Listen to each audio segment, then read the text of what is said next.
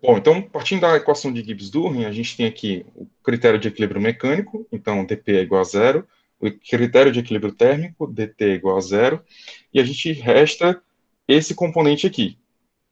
Então, nessa componente aí, a gente vai fazer a análise das variações dela sempre em relação ao termo, quando a gente já está considerando aqui equilíbrio térmico e mecânico, a gente vai ter aqui somente o termo dk, que é igual ao somatório de K barra e DNI.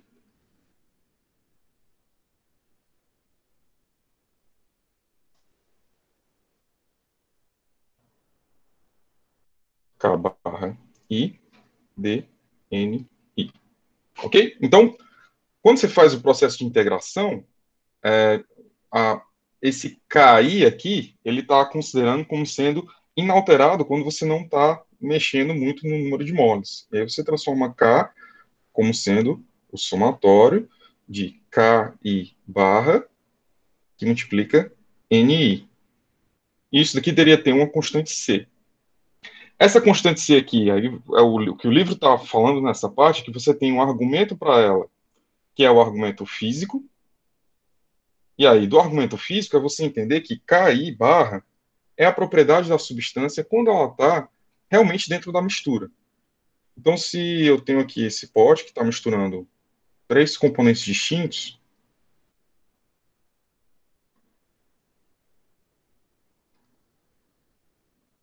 e aí eu quero saber, por exemplo, qual é a entalpia desse que está dentro desse potinho aqui, eu vou contar a entalpia do primeiro componente, a entalpia do primeiro componente azul, quando ele está na solução, vezes o número de mols, a entalpia do componente 2,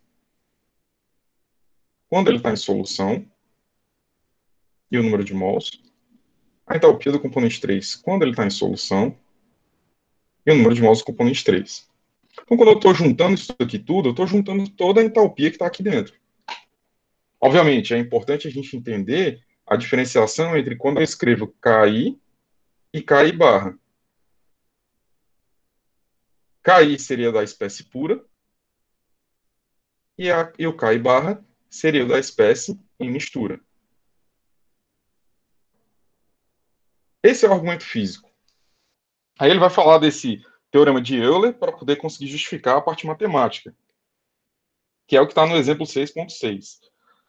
Eu entendo que o argumento físico seria o suficiente para vocês entenderem por quê. Argumento de quê, professor? De que isso daqui é zero. E você vai escrever K como sendo somatório de KI barra que multiplica NI. Tudo bem?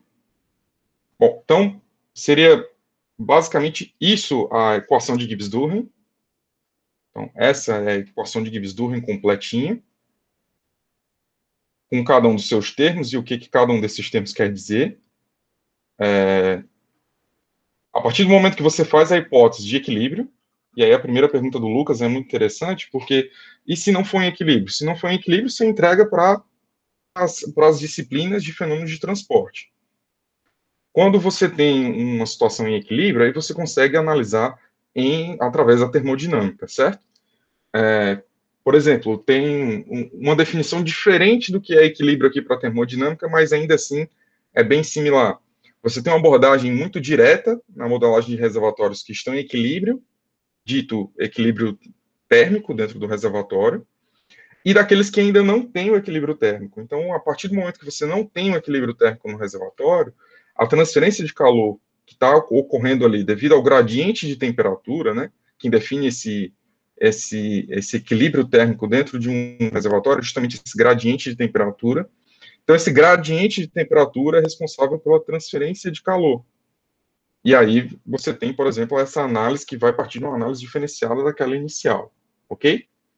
Então, diferente disso, uma definição, essa definição de equilíbrio de reservatórios é diferente da de equilíbrio em termodinâmica. A gente, quando fala de equilíbrio aqui em termodinâmica, a gente está falando de cada gradezinha do mesh que você faz lá nos simuladores de reservatório, e aí você conta o que está entrando dentro dessa grade, o que está saindo, e qual é a fase que está aqui dentro desse mesh. Então, isso aqui é uma célula dentro de todo de um reservatório que você está simulando.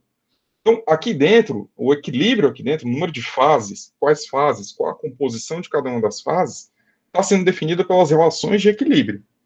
Relações de equilíbrio que vem daqui da termodinâmica, tá? Então, ok. Deu para entender, Lucas? Era mais ou menos isso que você tinha perguntado.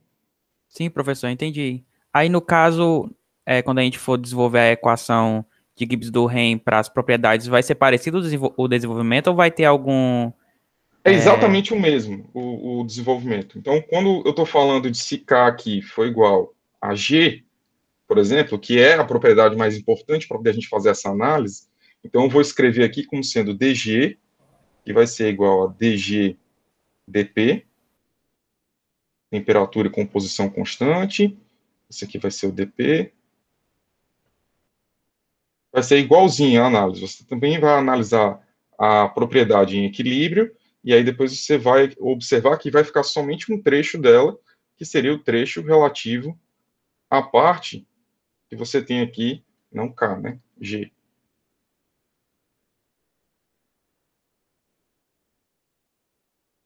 DNI. Então, quando isso aqui está em equilíbrio, térmico e mecânico, essas variações aqui vão embora, e a gente fica com esse trechinho aqui. E aí, essa propriedade, a propriedade parcial da energia livre de Gibbs, ela tem uma definição importante, que é o que a gente vai ver a partir do próximo capítulo. Nesse capítulo agora do livro, a gente está só definindo o que são essas propriedades termodinâmicas e o que é que você consegue obter a partir delas. Então, como você consegue obter essas informações a partir de propriedades de solução. E aí, no próximo capítulo, é que a gente vai começar a ver a consequência disso para o equilíbrio de fases propriamente dito, tá? Então, por isso que esse capítulo, às vezes, consegue ser tão chato. Ok? Ok, professor. Valeu. Show. Então, já linkando com o que a gente precisa fazer, então a gente tem algumas propriedades em consequência disso, né? Se a gente sabe que a gente pode escrever uma determinada propriedade como sendo somatório da sua propriedade parcial vezes o número de mols, eu posso pelo número de mols total, ou seja, eu vou obter K, esse K aqui é diferente desse, tá? É porque eu não sei escrever o K minúsculo aqui na mesa digitalizadora. Mas o K minúsculo, ele representa a propriedade que você está utilizando como uma propriedade intensiva, não uma propriedade extensiva. Então, deixa eu deixar isso aqui registrado bonitinho aqui para vocês. Qual é a diferença desse K aqui para esse K aqui em vermelho? O K verde aqui, ele é a propriedade extensiva. Ou seja, quando eu falo da propriedade V volume, isso daqui, a unidade dele vai ser em metros cúbicos, por exemplo. Quando eu divido pelo número de mols, eu estou passando a falar da propriedade intensiva. E aí, se a propriedade é intensiva e eu dividir pelo número de mols, o volume agora é V minúsculo, e ele é metros cúbicos por mol. Aqui ele depende do tamanho do sistema, por isso que ele está em função do número de mols. Aqui ele independe do número do sistema, e é por isso que ele está em função da composição.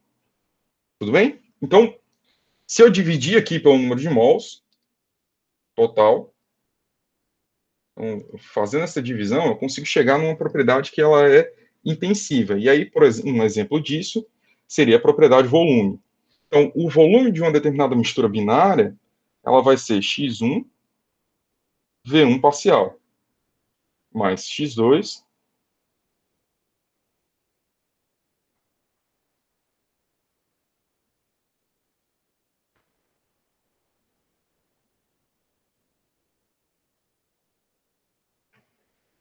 ok? Bom, se isso é verdade e a mistura é binária, a gente consegue substituir aqui V como sendo igual a 1 menos x2, multiplica V1 parcial, mais x2, que multiplica V2 parcial. Tranquilo? Ok, então, se a gente conseguir utilizar aqui o que a gente precisa da equação de Gibbs-Durham, se a gente conseguir tentar utilizar aqui como consequência a equação que a gente tem disponível, a gente pode tentar escrever uma relação entre que a gente consiga descobrir de alguma forma esse V parcial. Porque o V da mistura é só medir o volume de uma determinada propriedade, uma determinada substância. E aí eu consigo o volume da mistura. Só que como é que eu meço o volume de uma determinada substância quando ela está dentro da mistura? Se você for parar para pensar, você não consegue fazer essa medida. Essa medida ela é meio que irracional, sabe? Você não consegue fazer a medida quando o componente está dentro da mistura. Você só consegue fazer a medida do componente quando ele está ou em estado puro ou a medida da mistura completa. Não tem como você tirar uma substância de solução e ela ainda está considerada na mistura. Então, essas propriedades parciais, elas são abstrações para que você possa entender qual é o comportamento do componente quando ele está em solução. Não sei se isso está claro, mas é assim que a gente conseguiria desenvolver o que a gente precisa. Então, se a gente consegue ter essas propriedades aqui como sendo a propriedade que a gente tem aqui da propriedade parcial da energia livre de Gibbs, ou propriedade parcial do volume, então como descobrir essa propriedade parcial em função do que a gente tenha de volume? Então, era isso que eu queria discutir com vocês hoje. Para isso, eu vou pegar aqui um gráfico do livro de vocês, que fica mais fácil o exemplo, para a gente conseguir desenrolar o que a gente precisa. Então, nesse gráfico, a gente tem a dependência do volume de uma determinada mistura com a composição. Estou pegando aqui o gráfico, tá?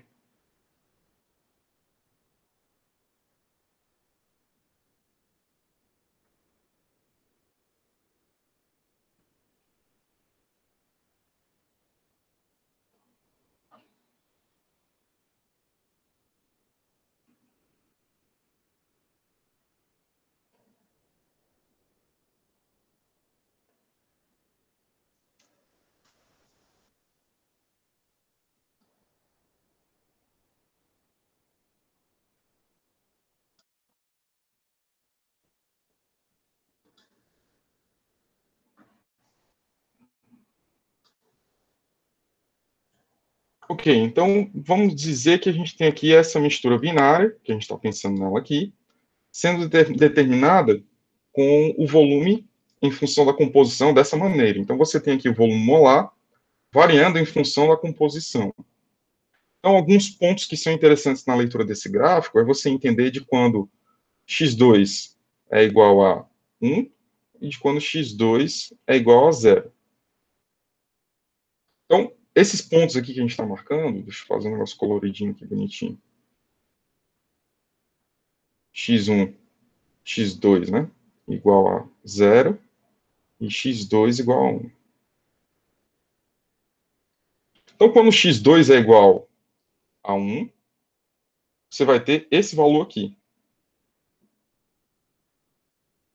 Se x2 é igual a 1, isso quer dizer que você não tem nada do componente 1. Tudo que você tem é o componente 2 nessa solução. Então, esse volume aqui marcado, ele é o volume do componente 2 no estado puro. Todo mundo concorda com isso? Se a composição é 100% de 2, você só tem 2, então o volume que está sendo marcado ali não é o volume de uma mistura, é o volume do componente puro. Se você não tem nada do componente 2, então isso daqui é para ser o volume do componente 1 puro. Tudo bem? Então, esses são os primeiros pontos que a gente consegue marcar. Qualquer outra ponto aqui que você pegar em cima da curva, você vai estar lendo essa propriedade aqui, essa aqui que você vai ler de roxo, você vai ler o volume da mistura determinada. Só que até agora a gente não conseguiu descobrir como é que a gente consegue achar V1 barra e V2 barra. Bom, para poder ajudar a gente pode fazer isso através de um método. Oi, Carol. Professor, o ponto mínimo desse gráfico, ele tem algum significado termodinâmico, químico? A gente vai perceber isso, mas se você observar, se isso daqui fosse uma mistura ideal, ela era para poder ligar daqui para cá através de uma reta. Qual é a equação dessa reta aqui que eu tratei, ligando o ponto V1 até o ponto V2? A equação lei de dessa reta Raoult. aqui... Não é a lei de Raoult, porque aqui não é a pressão de saturação. Parece Verdade. com a lei de Raoult, certo? Bem lembrado, mas é mais ou menos isso aí mesmo, por aí. Só que aí, eu sei que para a lei de Raoult é a solução ideal também, e que essa reta que eu tracei aqui seria ideal também, mas se a gente for definir aqui qualquer volume aqui em cima dessa reta, o volume seria dado por, se você pegar aqui nesse triângulo, vai ser algo do tipo do V1 que multiplica x1 mais V2 que multiplica x2. V1 puro, V2 puro. Observa que esse V, ele é diferente desse V aqui, porque esse V é o que seria o V de solução ideal. Lembra que a gente fez essa diferenciação? Que quem é somatório de propriedade parcial que multiplica xi, isso daqui é a propriedade real. A propriedade ideal, ela é somatória de VI, XI.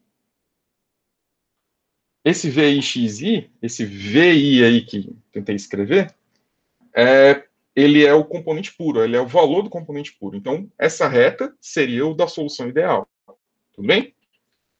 Só que aí, tá, mas não é isso que a gente se interessa ainda. Então, o ponto máximo aqui que a Carol destacou seria a maior diferença possível, ponto mínimo no caso, né? Seria a maior diferença possível entre o ideal e o real. Então, ele tem essa característica como sendo uma característica termodinâmica, tá? Mas vamos lá. Então, se eu quero saber, se eu pegar a tangente aqui desse ponto, a tangente pode ser um ponto interessante para a gente analisar. Por quê? A tangente ela cruza esse gráfico em dois pontos distintos. Nesse primeiro aqui e nesse segundo aqui. E, ao mesmo tempo, a tangente desse ponto, ela também pode ser descrita pela derivada dele, né? Então, eu tenho aqui uma determinada composição. Aqui, a derivada, ela vai ser dv dx2. Tudo bem? Bom, se nesse ponto aqui ela é dv dx2, eu posso fazer dois triângulos aqui. O primeiro triângulo seria esse triângulo aqui, ó.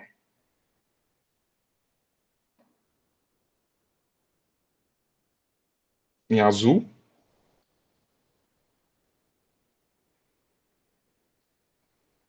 E o outro triângulo seria esse triângulo aqui em vermelho.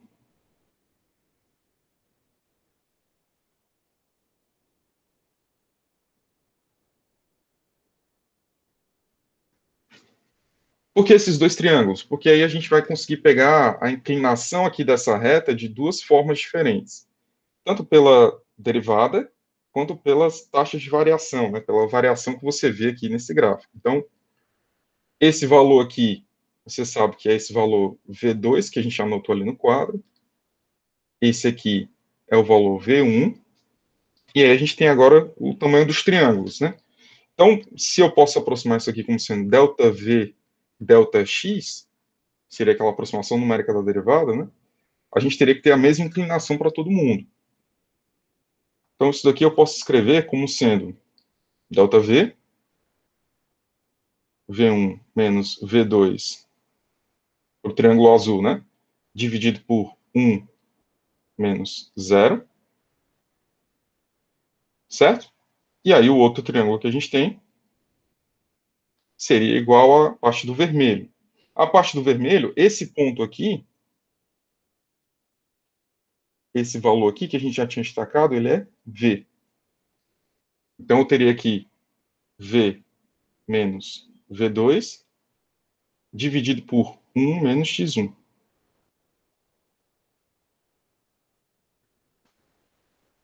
Tudo bem? Ok, então, só para lembrar, né? Esses pontos que estão encostando aqui, eles não são V1 e V2, né? Na verdade, eles vão ser V1 e V2 barra depois. Vamos chamar eles de I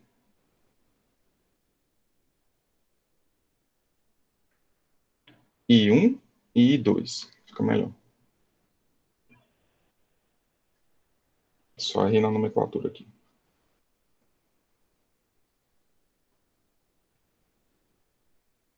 I1, I2. Isso daqui vai ser V menos I2.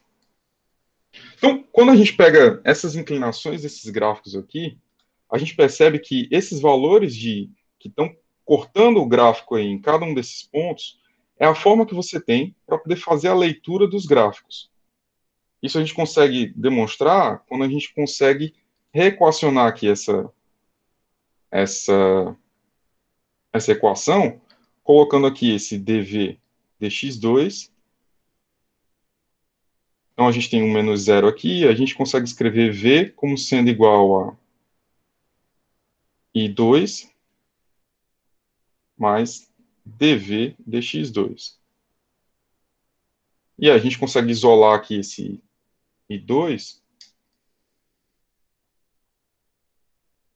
como sendo v menos dv dx2.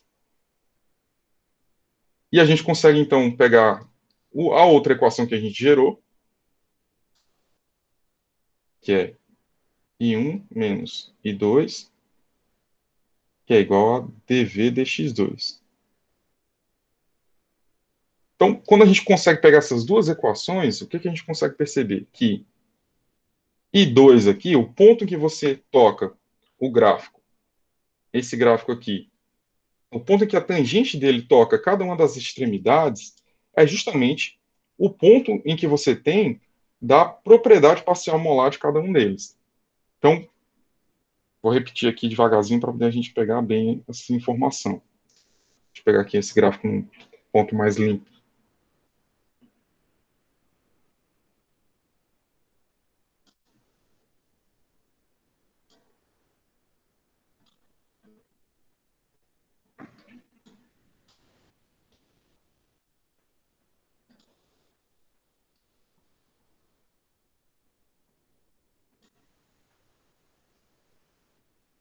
O ponto que a gente toca, esse daqui,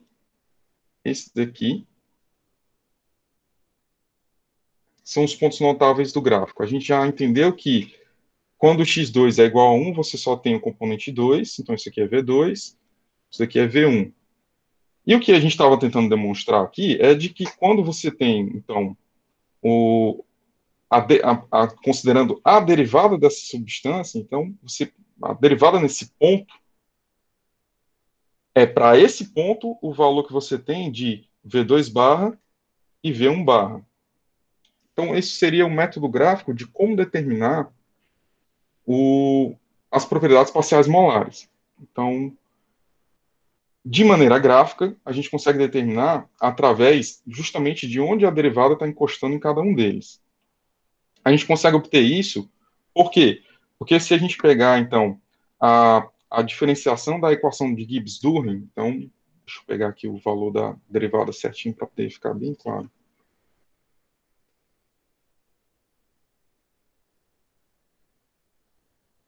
Se a gente tem aqui dk, que vai ser igual ao somatório de KI barra DNI, a gente consegue escrever isso aqui como sendo K, que vai ser igual a KI barra NI. E se a gente fizer a derivada daqui desse dk, a gente deveria obter a seguinte expressão, né? A gente consegue obter uma relação para o volume, que seria algo do tipo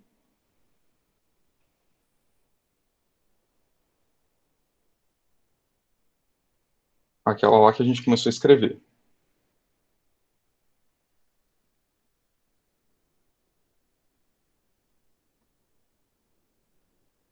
Derivando isso daqui em relação à composição, a gente vai conseguir escrever menos x2 V1 barra mais x2 que multiplica V2 barra.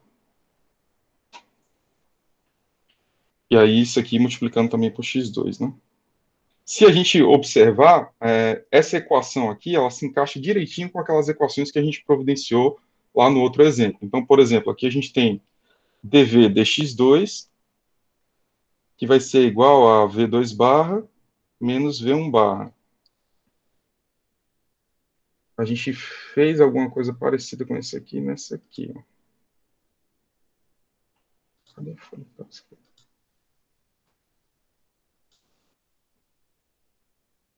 Tá aqui.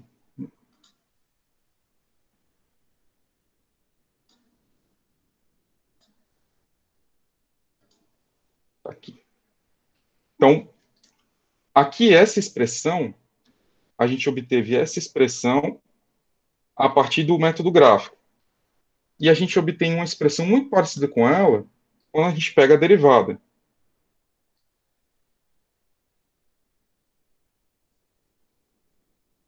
Então, essas duas expressões, a semelhança dessas duas expressões é justamente no fato de que, deixa eu ver a nomenclatura que eu fiz aqui, a gente consegue identificar o i de cada uma delas para o outro. Deixa eu ver se eu estou conseguindo ser claro para vocês. Então, por derivação, a gente obteve essa.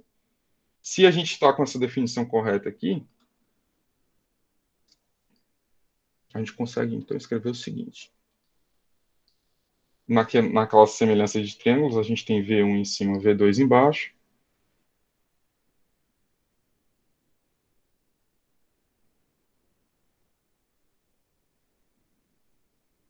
E aí a gente consegue escrever o seguinte, que V vai ser igual a V1 barra mais x2 dv dx2.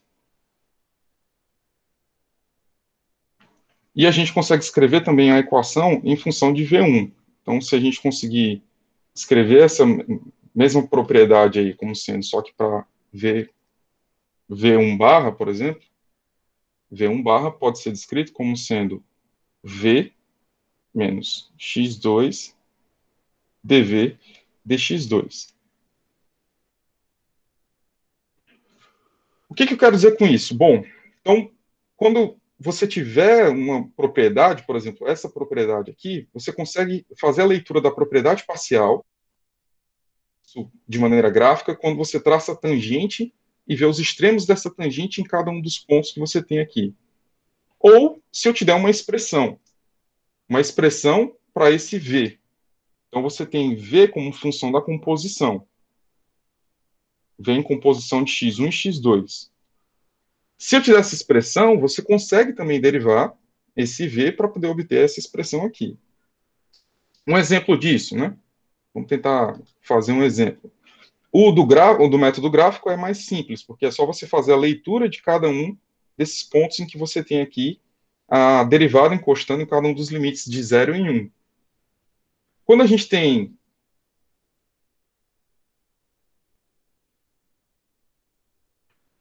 uma expressão para V, e aí a expressão mais simples que a gente tem para V não ideal seria você ter x1 V1 mais x2 V2 mais A x1 x2. Em que esse A tem um valor determinado. Então, por exemplo, ele vai ser 2. Então, se eu te disser que a expressão de V ela possui essa careta aqui, e a gente vai ver depois por que ela tem esse formato, você consegue obter o valor de V1 barra em função da composição. Por exemplo, derivando em relação a x2, então você vai obter aqui dv dx2.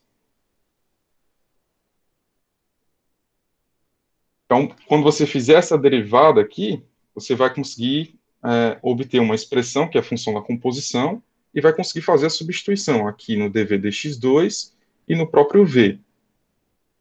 Como é que a gente vai fazer isso? Então, a derivada aqui vai ser de x1. x1 a gente sabe que é 1 menos x2.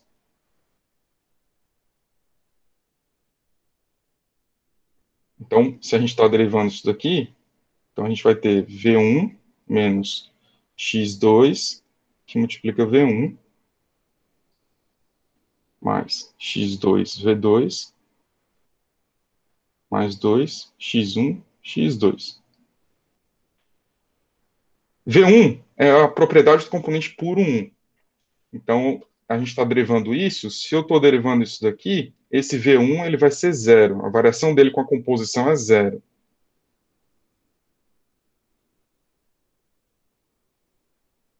V1 que está acompanhando aqui vai ser, então, menos V1.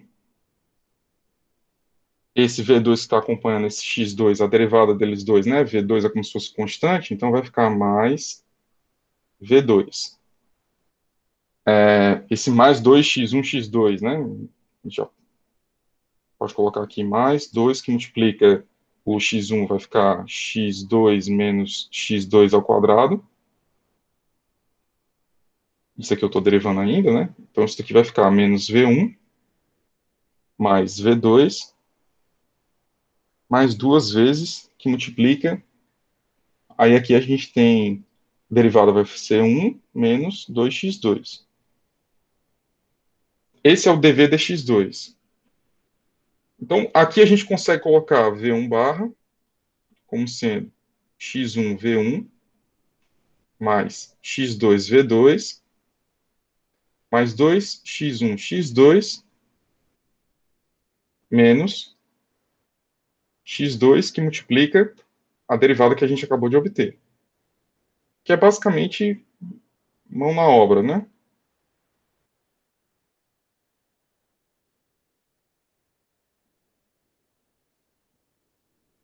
Então, isso aqui seria a sua expressão do valor de V1 barra variando com a composição.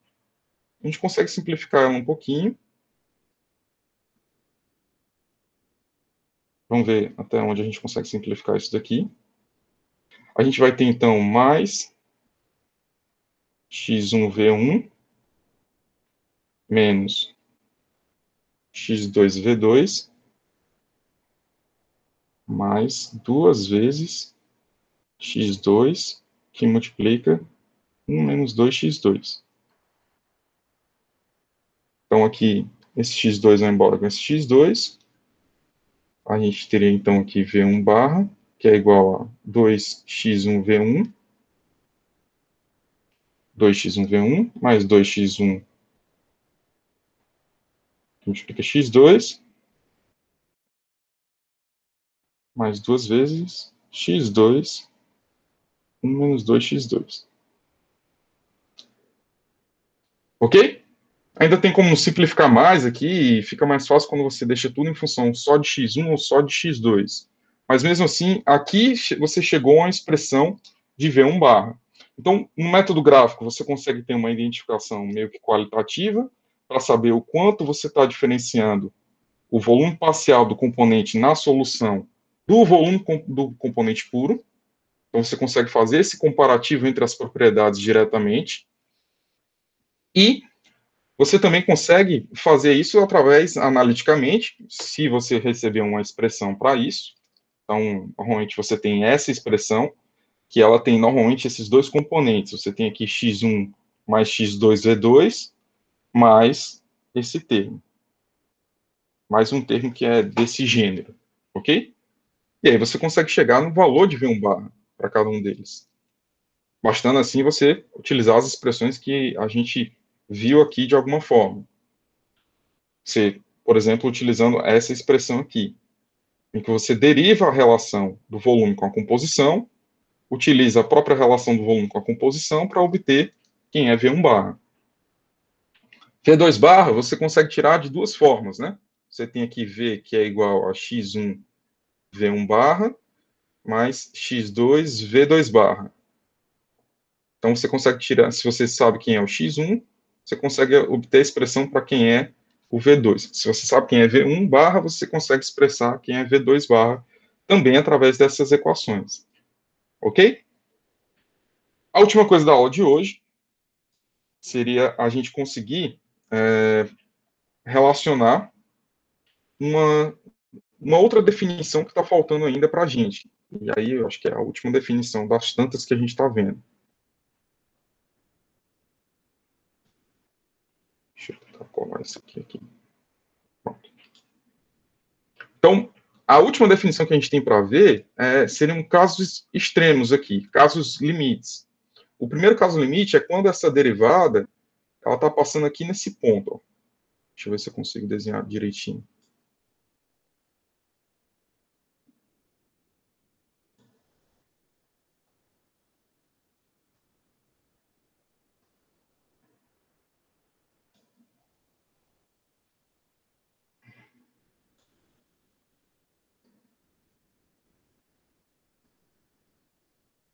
Ok, então aqui já está o suficiente. Então, quando eu considero a derivada desse ponto passando no ponto x1 igual a zero, ou quando eu considero essa derivada passando no ponto x1 igual a 1. Isso é valor que não tem nem na escala, coisa horrível de se fazer. Mas, calma lá, vai ser útil para vocês entenderem a definição. Então, se essas duas derivadas estão passando aqui consideradas nesse ponto, primeiro fica claro que se você está aqui com x2 e x2 é igual a zero, então isso aqui implica que você só tem componente 1 nessa mistura. Então, o V1 barra, ele está igual ao V1. A gente não faz a leitura da derivada num extremo e no outro. Só que se você observar, o V2 barra, ele enlouqueceu. Ó. Ele veio parar aqui nesse valor. Aqui você faz as leituras do V2 e aqui você tem o V2 barra. Se você observar, esse valor aqui foi para o maior valor que você tem de V1 barra. Da mesma forma, quando você está analisando em x1, x2 igual a 1, ou seja, quando você só tem componente 2, o V2 barra ele vai ser igual ao V2. Porque você está com o componente 2 puro. Então, a propriedade do componente 2 em mistura, que só tem ele mesmo, vai ser a propriedade V2. Só que se você observar o componente V1, o valor do componente V1 que você lê na outra extremidade aqui do gráfico, ele também enlouqueceu. Nesses casos aqui, a gente chama que esse valor de V1 barra e o valor de V2 barra, eles são os valores de diluição infinita. Porque se você for parar para pensar, uma solução que você tem x1 tendendo a 1, com tanto componente 1 que o componente 2 está praticamente infinitamente diluído. E aí, quando você tem x1 tendendo a 1, o valor da propriedade parcial da substância vai se tornar o valor da propriedade parcial da substância em diluição infinita, que é esse valor aqui. E da mesma forma, quando você tem x1 tendendo a 0, o valor da componente 1 ele vai tender ao valor do componente 1 em diluição infinita. Ok? É como se você tivesse assim, muito do componente 1 e quase nada do componente 2. Só uma moléculazinha do componente 2. A molécula do componente 2 aqui, ela está circundada somente por componentes que são componente 1. Então, ela está no máximo do que ela está esticada, comprimida por outras forças intermoleculares que não são a dela como componente puro. E aí isso faz com que você tenha o componente no máximo desvio da idealidade que ele tem. Então, observa que esse aqui, normalmente, são os valores máximos que você tem de diferença entre o valor do componente puro e o valor do outro componente. Entendido? Então, vocês têm alguma dúvida do que eu falei até agora?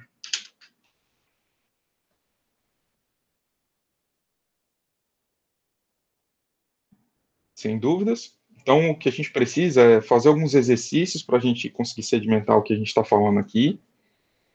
E aí, com esses exercícios, a gente pode entender melhor tanto o método gráfico, com a tangente, para poder a gente obter as propriedades parciais, quanto os componentes através das equações analíticas, tá? Então, a gente vai ter um exercício de cada para poder a gente fazer agora nessa próxima lista, para poder a gente se exercitar. Tranquilo? É isso mesmo, Carol. Então, vou providenciar aqui as questões, vou mandar para vocês, para poder a gente se exercitando, tá? É